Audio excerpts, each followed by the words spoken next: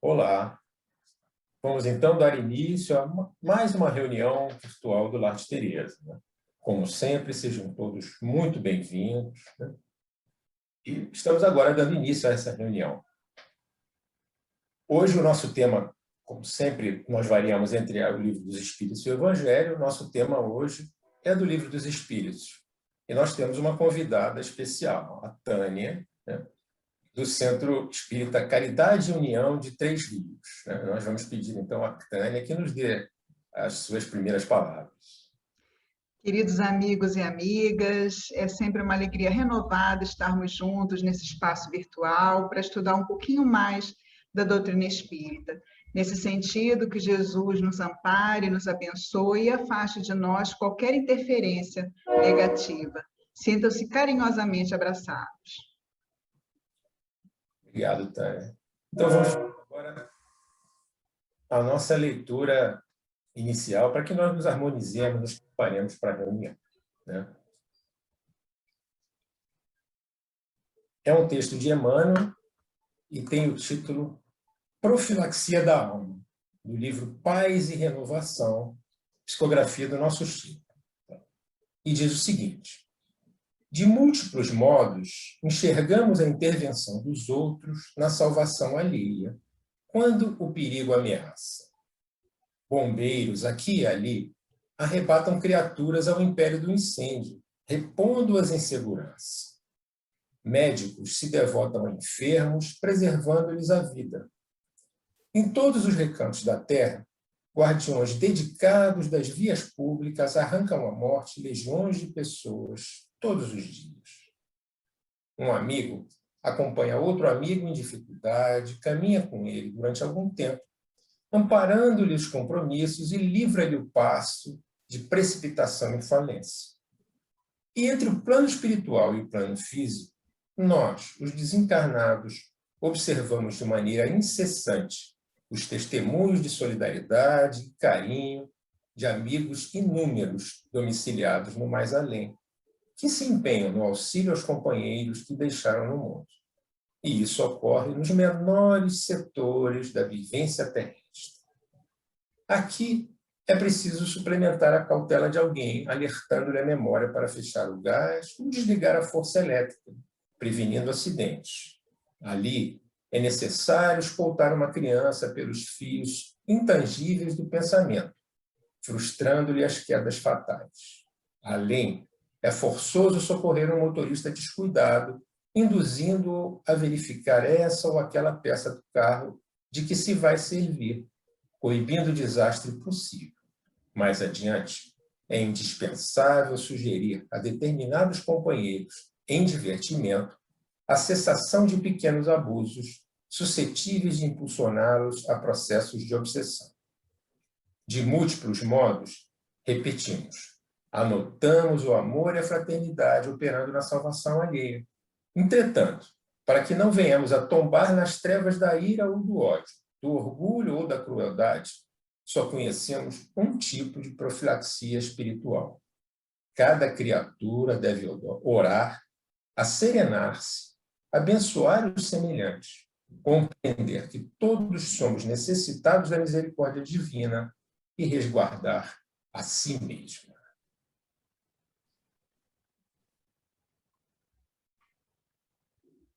Vamos, então, todos juntos, unidos pelo pensamento, fazermos a nossa oração para agradecermos essa oportunidade.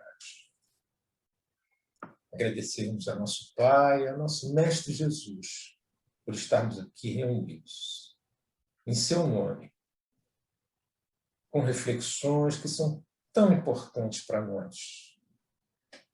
Mestre Jesus querido, que a sua luz possa nos acompanhar nesse momento, que possamos todos nos concentrarmos e ouvirmos esse tema tão importante trazido para nós por nossa companheira Tânia. Que a sua luz, a luz de nossos benfeitores, possam iluminá-la nesse momento e nos trazer esse conhecimento, mestre querido, essas reflexões que nós temos a certeza que nos serão tão importantes nas nossas decisões, na nossa transformação, que é o nosso verdadeiro objetivo de estarmos aqui todos encarnados, mais uma vez. Em nome de nossos benfeitores espirituais, os benfeitores espirituais do Lar de Teresa em particular, em teu nome, Mestre, mas sobretudo em nome de Deus, nosso Pai, é que nós pedimos agora para darmos por iniciadas as nossas reflexões de hoje. Que assim possa ser, graças a Deus. Tânia, então, por favor, a palavra está com você. Então, nós vamos hoje dar sequência ao estudo do Livro dos Espíritos, e nós estamos nesse estudo na parte 2 do livro, no capítulo 9, que é o capítulo da intervenção dos espíritos no mundo corporal. Hoje o item, as 5 questões do item Influência dos Espíritos em Nossa Vida, é o alvo da nossa reflexão. Lembrando que o item não termina com essas 5 questões, nós vamos ver as questões 525 a 530, a 530, mas há outras 5 questões que ficarão para um outro momento, porque esse item é um item em que Kardec fez uma série de perguntas e não caberia nós abordarmos o principal conteúdo de todas elas apenas num momento. Então, esse item vai continuar. É importante já trazer a beleza da página inicial, porque na mensagem já existem uma série de exemplos dessa influência dos espíritos em nossa vida. E enquanto o companheiro estava lendo, uma série de situações que vão sendo colocadas ali, orientando uma criança, orientando pessoas que estão se divertindo para não se excederem, orientando um condutor distraído. Eu pensei, eu não sei se vocês também se lembraram disso, do cenário que nós temos hoje impressionante das pessoas olhando para a tela do celular. Então, é muito comum a gente ver mães com filhos muito pequenos ainda, largando os filhos na via pública e concentrando-se na tela. Então, eu acredito que se hoje essa mensagem ela fosse ser reescrita de alguma maneira, com certeza seria incluído um item sobre isso. Os espíritos chegam nas pessoas, companheiro, está distraído, larga um pouco esse celular, preste atenção no filho, preste atenção, porque inclusive a gente vê, isso é uma coisa que sempre me impressiona muito, não só motoristas de carro, mas também motoristas de moto, olhando no celular enquanto dirigem. Então, a página inicial é muito bem escolhida, já dá uma série de exemplos para a gente dessa influência dos espíritos em nossa vida. E aí, vejam, nós já estudamos no Livro dos Espíritos até então um item dizendo que os espíritos influenciam no nosso pensamento e na nossa vida mais íntima. Qual a diferença para cá? Kardec vai se concentrar em perguntas sobre essa influência no nosso dia a dia, na nossa vida material, inclusive. Então, ele começa com a questão 525, perguntando se os espíritos exercem essa influência nos acontecimentos da vida, como foi exemplificado na mensagem. Alguém esqueceu o gás ligado, o espírito vem e inspira a pessoa a retornar e corrigir esse grave esquecimento. Então, Kardec pergunta, eles exercem uma influência nos acontecimentos da vida? E os espíritos respondem que sim, pois que nos aconselham, que são exatamente os exemplos contidos na mensagem. É importante lembrar aqui, então, que esse aconselhamento ele vai acontecer não só durante o sono, na hora em que nós nos desprendemos, quando a gente adormece, que o espírito se desdobra e nós passamos o horário do nosso descanso na erraticidade ou no plano espiritual. Nesse momento, nós somos aconselhados, mas somos também aconselhados durante a vigília, no momento em que nós estamos plenamente acordados no nosso dia a dia. E nesses contextos que foram colocados ali e muitos outros. Há vários exemplos na literatura espírita sobre isso, não só nos livros de André Luiz, mas também Manuel Filomeno de Miranda, na obra de Ivone Pereira, sempre mostrando essa influência. E é importante a gente lembrar aqui que já no livro que é o Espiritismo, Kardec nos mostra as duas humanidades, a humanidade visível para nós encarnados aqui e a humanidade invisível, que está no plano espiritual, em contato constante uma com a outra. Então, há uma relação, e essa relação entre espíritos encarnados e desencarnados, que o Espiritismo vai se debruçar, que Kardec aprofundou de uma série de maneiras, é justamente nessa relação que essas perguntas vão lançando alguma luz. Há, então, uma influência, há uma interferência? Em que medida essa interferência acontece ou essa influência? Primeira coisa, então, é esse aconselhamento, essa orientação, que a maioria das vezes isso nos passa despercebido, a gente não se dá conta que está sendo orientado nem influenciado, porque essa voz íntima que nos fala, muitas vezes nós interpretamos como se fosse nossa mesma. Eu trago, então, um exemplo, como a mensagem fez, trazendo exemplo, eu acho importante a gente ilustrar desses vários que existem na literatura. Eu escolhi um que é um exemplo que me impressionou muito desde a primeira vez que eu li. Ele está no livro Sexo e Destino, de André Luiz, no capítulo 14, e é a passagem que uma jovem chamada Marita. Quem não leu esse livro, gente, é um livro assim que a gente... Existem dois tipos de pessoa em relação a esse livro, as que nunca leram e as que leram mais de uma vez, que é o meu caso. É um livro assim que emociona, é um livro que a primeira parte a gente vai ver um personagem que ele, da primeira para a segunda, ele vai fazer uma conversão moral que é impressionante em qualquer leitura que a gente faça. Então, nessa obra, nesse livro, há essa personagem, essa mocinha, a Marita, e ela sofreu um trauma muito severo, que eu não vou explicar aqui, vocês vão ter que ler o livro, porque eu não vou falar o que foi. E ela, então, decide que não quer mais viver. E era uma jovenzinha de seus 20 e poucos anos. Nisso, ela procura, em Copacabana, um farmacêutico de uma farmácia que já conhecia a família, e ela conversa com ele, primeiro dizendo que ela estava muito resfriada, porque ela havia chorado muito em função desse trauma sofrido, e ela chega perto dele e pede a ele um remédio para gripe. Ele vai, então, tira a temperatura dela, porque era daqueles farmacêuticos muito antigos. O livro foi lançado na década de 70, então havia muito ainda presente nas comunidades essa figura desse farmacêutico que era meio médico, que olhava as pessoas e receitava. Então, ele tira a temperatura dela, dá uma olhada e receita um antigripal. Depois que ela resolve isso com ele, ela então começa a dizer para ele que se ele lembrava de uma cachorrinha dela, a Joia, que era uma cachorrinha que estava com um problema muito grave de saúde, eles não conseguiam localizar o veterinário, e ela estava chorando muito, já era um caso de eutanásia, se ele não teria um remédio para poupar o sofrimento ao bichinho, porque todos os vizinhos já estavam reclamando no condomínio e já estava criando uma série de dificuldades. Um velhinho, sem nenhum motivo para desconfiar do pedido, porque ele conhecia a família, conhecia a menina, conhecia a cachorrinha, sabia que ela era muito velhinha já e que provavelmente a história da menina fazia sentido, ele vai para dentro do estoque.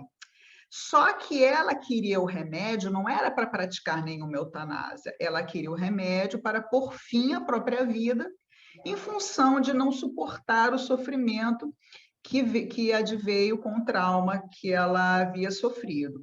Ele, então, vai para dentro do estoque e, no que ele está procurando o remédio para entregar, que vai matar a cachorrinha, Félix, que é o instrutor do livro, o instrutor espiritual, e André Luiz abordam o farmacêutico mentalmente. E é linda a descrição contida no livro, que o paternal benfeitor chegou perto dele, se aproximou dele e, em pensamento, pediu a ele que examinasse a situação, que ele olhasse aquela menina cansada e sozinha, além das 10 horas da noite longe de casa, despenteada, com olheiras fundas, sem bolsa e sem agasalho. E aí ele prossegue conversando mentalmente com o farmacêutico.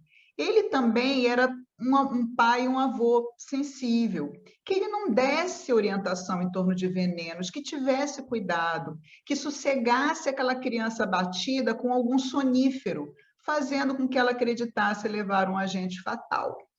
O farmacêutico, então, para o que ele estava fazendo, e ele olha na direção da jovenzinha sem que ela estivesse observando que ele estava olhando para ela. Então, ele vê, de fato, que aquilo ali, na verdade, era um sofrimento moral e um sofrimento moral terrível, que a história que ela estava contando da cachorrinha, que aquilo não batia com a aparência dela de sofrimento moral. Então, ele volta para o estoque, escolhe 10 comprimidos de um sonífero poderoso e entrega para ela, dizendo que era um remédio para pôr fim à vida da cachorrinha. Então, aí a gente vê o esforço que os amigos espirituais fazem, não só em eventos corriqueiros, como nós vimos na mensagem inicial, mas também em momentos muito sérios, muito graves, não só da nossa própria vida, mas também tentando nos utilizar como instrumentos, como no caso desse farmacêutico Salomão, em auxílio, em ajuda de outras pessoas em situações de crise ou em situações de sofrimento muito profundo. Então, como eu falei, não é um único exemplo, mas é um exemplo que sempre me chamou muita atenção e me fez ficar mais atenta na minha relação com as pessoas no dia a dia, porque em qualquer lugar isso pode acontecer. Eu também agora me lembrei, nesse momento, de um caso que Edivaldo contou numa palestra dele, que na década de 50 ele estava numa condução, num coletivo, com um sapato novinho, diz ele que era um sapato da moda, um sapato que tinha uma parte preta e uma parte branca, e ele começou a sofrer provocação de um indivíduo, de um trabalhador muito alto, muito forte, e que, na verdade, depois, no desdobramento daquela discussão, daquela provocação, ele se dá conta que esse rapaz que o estava provocando, ele estava fazendo isso com qualquer um, porque também ele queria morrer, mas ele não tinha coragem de se matar. Então, ele andava pelo mundo provocando as pessoas para ver se nessa provocação alguém não fazia com ele aquilo que ele não tinha coragem de fazer por si mesmo. Então, é muito importante a gente prestar atenção que esse conselho que os espíritos nos dão influenciando, tanto pode servir para nós, nos acontecimentos da nossa vida, quanto nos fazendo de instrumentos em benefício do nosso semelhante. Na questão 525A, Kardec, não satisfeito em perguntar sobre essa influência mental, ele pergunta se, além dessa influência mental, os espíritos exercem uma ação direta no nosso dia a dia. E os espíritos dizem que sim, exercem uma atuação direta às vezes, mas que eles não atuam fora das leis da natureza. Isso aqui é muito importante. E que há muita superstição sobre essa influência do além, do sobrenatural na vida das pessoas. E Kardec vai exemplificar isso nas questões 528 e 529, quando ele pergunta sobre as balas encantadas. E naquela época havia uma crença que existiam balas que, apesar de terem sido disparadas, elas não alcançariam o alvo porque seriam desviadas por algum poder secreto. Então, Kardec pergunta se é possível? É possível que um espírito desvie a trajetória de uma bala? E os espíritos dizem que não, porque eles não agem fora da lei da natureza, e uma vez que a bala é disparada, é uma questão física, ela vai seguir a trajetória dela.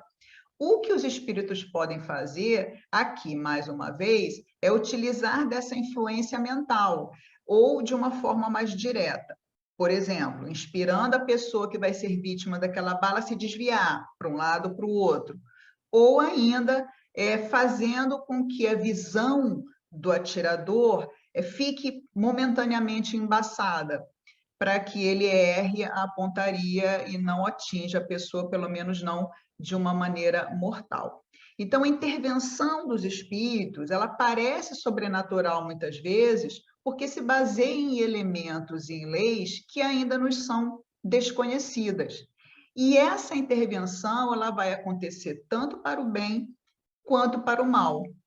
Há um exemplo aqui, no caso de uma interferência direta para o bem, de Atos dos Apóstolos, que muitos devem conhecer, em que os apóstolos são presos, isso está em Atos dos Apóstolos, no capítulo 5, nos versículos 18 a 20, em que os apóstolos são presos e à noite um anjo vem e abre as portas da prisão, libertando-os. Allan Kardec dedica no Livro dos Médiuns um capítulo inteiro para falar da forma como os espíritos atuam sobre a matéria, utilizando o fluido das pessoas, dos médiuns, e utilizando muitas vezes fluidos da natureza também. Então, vejam, isso parece, para quem olha, algo sobrenatural, mas só porque a gente não conhece ainda os mecanismos subjacentes a esse processo. Reparemos que a ciência hoje ainda é uma ciência que não admite a existência do espírito, portanto, não estuda nada relacionado a esse mundo, parecendo, então, que os fenômenos acontecem numa ordem fora de uma ordem natural, o que não é verdade, segundo os espíritos. Na questão 530, os espíritos fazem um acréscimo dizendo que espíritos levianos e zombeteiros também podem criar pequenos embaraços no dia a dia, baseado numa pergunta que Kardec faz, se é possível que espíritos levianos ou zombeteiros façam isso. E os espíritos respondem que sim, que é possível que isso aconteça, tanto por uma animosidade pessoal, quanto sem nenhum motivo particular. E aqui, enquanto eu estava refletindo para preparar o estudo, eu me lembrei da figura do Saci Pererê, do nosso folclore. Qual é o que o Saci Pererê faz, segundo o folclore brasileiro? O Saci Pererê seria uma entidade que faria pequenas travessuras e traquinagens no campo, entrando na casa das pessoas, sumindo com objetos, quebrando outros. Isso nada mais é do que o reflexo, essa lenda do folclore nacional, nada mais é do que um reflexo do sentimento, da sensação, da intuição que as pessoas têm dessas entidades levianas e zombeteiras que causam no nosso dia a dia pequenos contratempos. E os espíritos dizem também que eles fazem isso tanto por animosidade pessoal quanto sem nenhum motivo particular. Mais uma vez aqui, para ilustrar, eu me recordei dessas religiões que trabalham com encomendas. O indivíduo vai e pede que seja feito alguma coisa para prejudicar uma pessoa. Então, é feita uma oferenda para contratar um espírito desses, leviano, um espírito que se disponha a fazer o mal para alguém. E essa pessoa, então, esse espírito, então, teria essa incumbência de prejudicar alguém. Isso também todos conhecemos, isso acontece e há pessoas que têm muito medo, inclusive, disso. Só que, ao lembrar disso, eu trago também a questão 551, que Kardec pergunta assim: pode uma pessoa má, com auxílio de um mau espírito que lhe seja dedicado a fazer mal ao seu próximo? E os espíritos dizem que não, que Deus não permitiria que isso acontecesse. Então, essa questão de alguém chamar, convocar um espírito leviano para prejudicar alguém, isso só vai acontecer na medida que a gente fizer uma sintonia. Ou que se houver alguma ligação de passado ali que justifique essa ascendência do espírito sobre nós. Porém, os espíritos vão lembrar que a mais das vezes, quando um copo quebra, quando alguma coisa, a gente perde alguma coisa, quando algo nos acontece dentro de casa em termos de contratempo, muitas vezes somos nós mesmos, né? Com a nossa falta de cuidado, com a nossa pressa, que causamos aquele prejuízo. E eu trago para ilustrar, em relação a essa questão 530, de pequenos embaraços no dia a dia, e de atuação por animosidade ou sem motivo, uma história de fora da literatura espírita, para mostrar que isso acontece também, e isso é relatado por pessoas fora das referências doutrinárias. E trago uma história curiosa do físico chamado Marcelo Gleiser, que muitos podem conhecer, ele tem vários livros publicados, é um físico bastante conhecido, hoje é professor nos Estados Unidos, mora lá. Por muito tempo ele foi ateu, depois ele fez uma virada, e nesse livro que eu vou indicar aqui, chamado A Simples Beleza do Inesperado, Marcelo Gleiser explica por que ele fez uma passagem do ateísmo para o agnosticismo. Ele hoje se coloca como agnóstico, e ele conta esse caso que aconteceu com ele, que eu vou relatar aqui, como um exemplo de que há muitas coisas que a gente não conhece. E ele, como cientista, ele não poderia dizer e asseverar que Deus não existe, que o espírito não existe. Isso não é uma postura científica. Então, ele preferia, como cientista, dar o benefício da dúvida, porque acontecem coisas que a ciência não tem como explicar. E ele fala de um caso que aconteceu com ele. Vejam, gente, que caso interessante é esse. Quando ele tinha 17 anos e que ele morava no Rio de Janeiro com os pais. E os pais gostavam muito de receber as pessoas, e recebiam pessoas importantes, porque o pai dele era um militar de alta patente, era uma pessoa muito bem relacionada e gostava de oferecer jantares. E num certo jantar, recebendo uma pessoa muito importante de Portugal, o pai ofereceu um uísque, desses uísques muito caros, muito requintados. E o convidado de honra, quando foi beber o uísque, virou para o pai dele e falou assim: olha, isso aqui não é uísque, isso aqui é chá. Um chá muito gostoso, mas é um chá.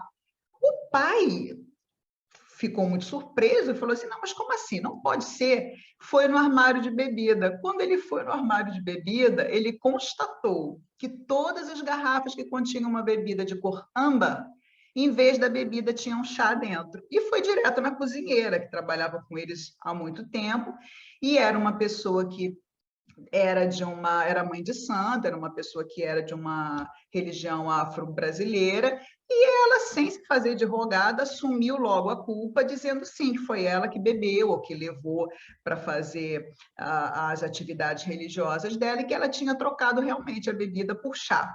Ele então demitiu a empregada sumariamente. Trabalhava com ele já há alguns anos, e falou para ela, naquela época as pessoas, era da década de 70, que aconteceu esse caso com a família dele, as pessoas dormiam na casa, dormiam no trabalho. Então ele disse assim: olha, amanhã de manhã você pega tudo que é seu e vai embora, você está demitida.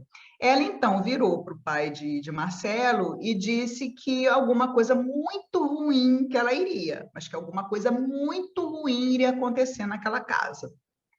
E assim passou. Depois de um mês, já havia uma pessoa nova trabalhando na casa. Marcelo Gleiser estava no quarto dele estudando para o vestibular, quando ele sentiu um calafrio, isso ele relatando. E ele foi para a sala. Quando ele chegou na sala, ele diz que a mãe dele, a mãe e o pai, tinham uma cristaleira com 3 prateleiras com cristais da Boêmia, que eram cristais muito caros, herança dos avós. E na outra extremidade da sala tinha um carrinho, também com prateleiras de vidro e com garrafas de cristal contendo bebidas.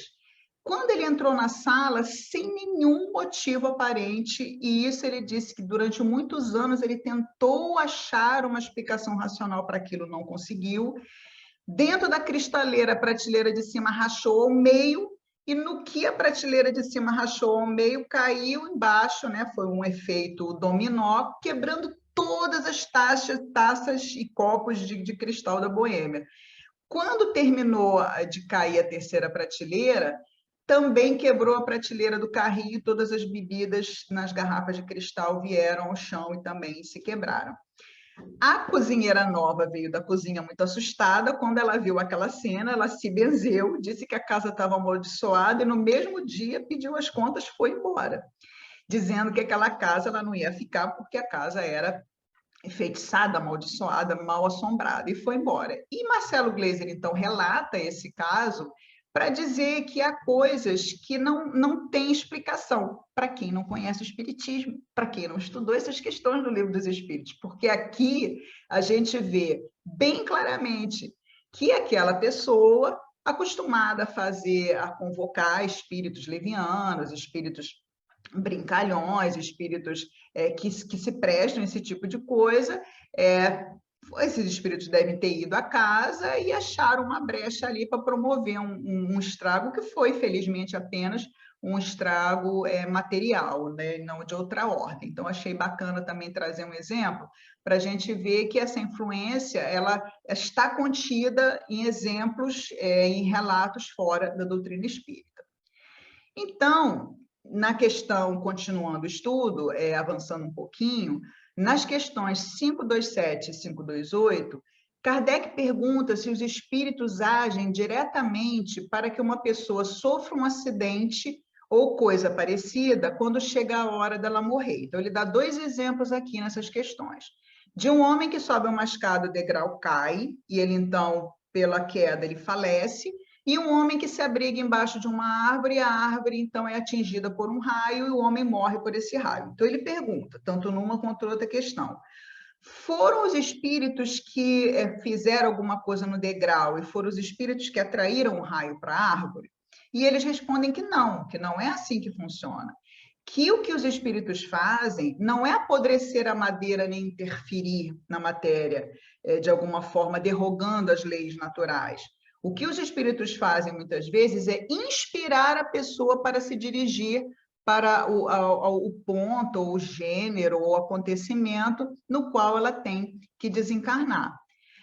Tanto no caso da escada, a pessoa poderia ser inspirada a subir naquela escada para cair dela, e ela poderia ser inspirada para se abrigar embaixo da árvore. Agora, vejam aqui com muita atenção, e depois vocês comentem aí, tantos que estão assistindo no dia que a palestra for ao ar, como posteriormente, o que vocês acham nos comentários, e citem também referências, porque eu não localizei nenhuma. Eu não achei nenhuma obra subsidiária, nenhum exemplo em que o espírito inspire alguém para ir para a morte. Não há. O que há é justamente o contrário. Quando a pessoa não tem que morrer de alguma maneira, o espírito, então, vai lá e inspira a pessoa, e intui a pessoa, e transmite a pessoa mentalmente o recado para que ela se afaste, para que ela não embarque no avião ou em determinado lugar. Mas eu não achei nenhum exemplo de espíritos sussurrando no ouvido de alguém, ou dizendo mentalmente, dando uma ordem para a pessoa mental, para que a pessoa se dirija para a morte.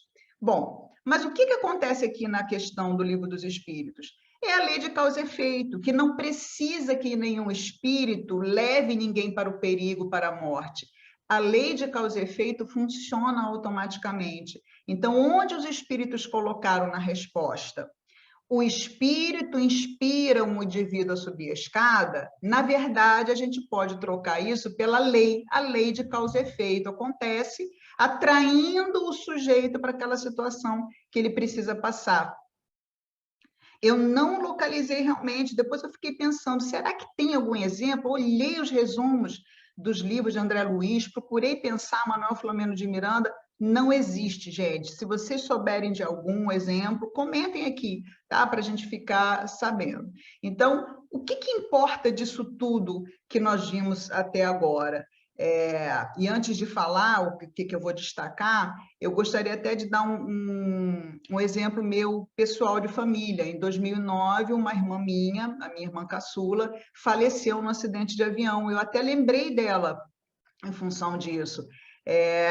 Que eu não concebo nenhum espírito protetor orientando minha irmã, naquela época, a entrar no avião. Ela tinha um filhinho de 3 anos, casada, morreu a família inteira naquele desastre, foi aquele voo da Air France, em 2009.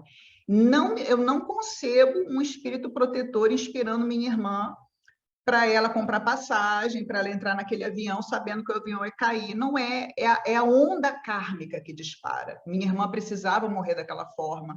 Havia um resgate ali a ser feito, não só ela, como todos do avião. Então, eles foram atraídos. É assim que a lei funciona. A gente não sabe ainda muito bem o mecanismo disso, mas é um mecanismo automático, que ninguém precisa ficar empurrando ninguém para aquela situação. Então, eu encerro aqui destacando o E Agora José, que eu gosto de fazer nos meus estudos. O que isso tem a ver com a gente, de fato? O que deve ficar para nós do que nós estudamos hoje nessas 5 questões? Primeiro, a importância que é e a responsabilidade de saber que nós somos aconselhados. Então, nós termos mais consciência dessas sugestões interiores que nós recebemos e que a gente acha muitas vezes que está conversando com os próprios botões, muitas vezes não, muitas vezes é essa influência dos amigos espirituais, principalmente no momento de crise. Vamos parar, vamos fazer uma oração e nos apropriarmos de uma forma mais consciente dessa influência, desse aconselhamento. Isso é muito importante. E refletir no sentido das coisas pequenas que nos acontecem, nos pequenos contratempos. Paulo de Tarso disse para a gente assim: em tudo dai graças. E por que ele falou isso? Porque um contratempo, um engarrafamento, algo que a gente esquece dentro de casa que tem que voltar, um obstáculo qualquer, pode surgir no nosso caminho para evitar que a gente caia em alguma coisa que nós não devemos passar lá na frente. Muitas vezes é nosso amigo espiritual ali nos protegendo de alguma coisa que a gente não precisa passar e, com isso, criando alguma situação de atraso. Então, não vamos nos irritar tanto, não vamos reclamar tanto, vamos respirar fundo diante dessas situações e fazer como Paulo, agradecer qualquer coisa que tenha acontecido ali, que a gente não sabe os bastidores espirituais da nossa vida. Nossos irmãos da tradição evangélica, eles têm um nome interessante para isso, eles dizem livramento. Ah, foi um livramento, foi um livramento. O que é esse livramento? No entendimento deles, dessas tradições de fé, seria uma interferência de Deus para que as pessoas não passassem por determinado sofrimento, por determinada tragédia, por determinado acidente. E muitas vezes esse livramento começa nisso, num pequeno contratempo, numa pessoa que a gente encontra na rua e que prende a gente, querendo a nossa atenção, e a gente querendo se desvencilhar da pessoa porque está chegando a nossa hora. Mas a gente não sabe, na verdade, qual o sentido desse contratempo que nos chega, desse obstáculo que surge assim de última hora. Então, é muito importante nós nos colocarmos no mundo, sempre tendo atenção a essa voz interior que nos fala, o que ela está tentando nos aconselhar. Vocês viram os exemplos aí da mensagem, quer dizer, falando para a gente de um esquecimento grave, de um excesso que a gente possa cometer, de um descuido com o filho, que a gente pare um pouquinho também para prestar atenção do tempo de tela, que nos desliga do mundo ao nosso redor e acaba fazendo com que a gente fique mais sujeito a determinados acidentes, a determinadas coisas que nós não devemos passar. E que fique essa mensagem, que a gente possa dar graças por tudo, até pelas coisas que aparentemente para nós são um contratempo. Que Jesus nos abençoe.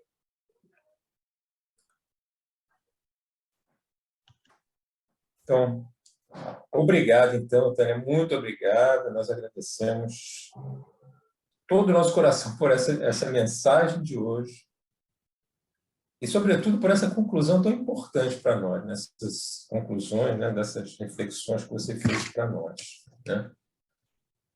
Nós vamos convidar, né, todos vocês que estão conosco mais uma vez na nossa reunião para a próxima segunda-feira, no mesmo horário. Teremos um tema, alternando o Livro dos Espíritos, teremos um tema do Evangelho, né? E para encerrar nossa reunião e agradecer por essa oportunidade, vamos então fazer a nossa oração, todos juntos, embora nós estejamos separados. Vamos fazer a nossa oração de agradecimento por isso, por estarmos reunidos em nome de Jesus aqui nessa oportunidade. Mestre Jesus, no fundo do nosso coração, Mestre, que nós agradecemos pela oportunidade dessas reflexões, dessas conclusões trazidas por nossa companheira Tânia, que nós consigamos, Mestre, com a sua misericórdia, ouvirmos mais essas vozes, que são, na realidade, Mestre querido, nós sabemos, prepostos seus, que nos auxiliam nessa caminhada. E mais essa jornada que temos aqui, que nós entendamos também, Mestre querido, como tão bem colocado, que muitas vezes acontecimentos que nos desagradam, tantas vezes são realmente para o nosso bem. Ou, normalmente, sempre são para o nosso bem, porque sabemos que, estando contigo, Mestre querido, ninguém pode ser contra nós. E agradecemos de todo o coração a Ti, aos benfeitores de nossa casa, que nos permitem também estar aqui, mas, sobretudo, a Deus, nosso Pai. E com isso nós nos despedimos e agradecemos por tudo. Que assim possa ser, graças a Deus.